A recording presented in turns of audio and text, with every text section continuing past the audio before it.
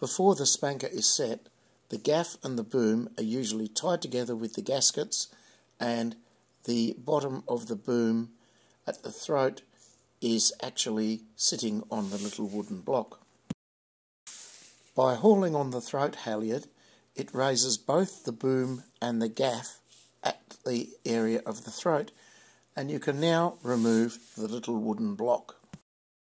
With the wooden block removed, you can lower the jaws of the gaff and the boom down to the white collar on the mainmast.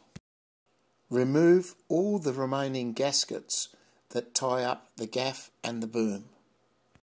Now, by having teams pull on both the throat and the peak halyards, the gaff will start to rise, and as the gaff rises, the safety line is taken in.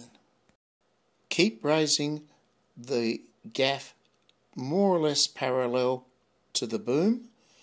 Eventually, the luff of the sail, which is the edge closest to the mainmast, will start to become tight.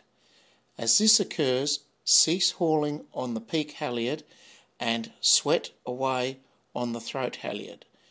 You will need to lift the jaws of the boom up off the white collar that it rests on the mainmast.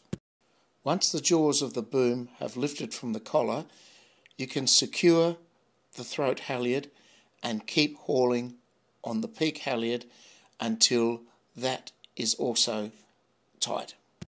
You have now set the spanker, but there are a few more lines that we need to look at and adjust to get the best out of this sail. Firstly, the topping lift. The topping lifts are either side of the sail.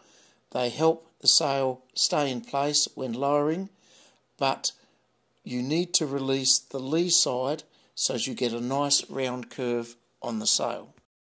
Another line to consider are the peak preventers. There is one each side of the peak of the gaff. These lines are quite long and extend through to about the middle of the ship. They are attached on the lee side and they hold the peak in place, especially during swelly operations and light winds. There is also the boom preventer. This is pretty much always affixed, but you may need to adjust this, especially if you sheet out the sail. You will need to pull in on the preventer, or vice versa.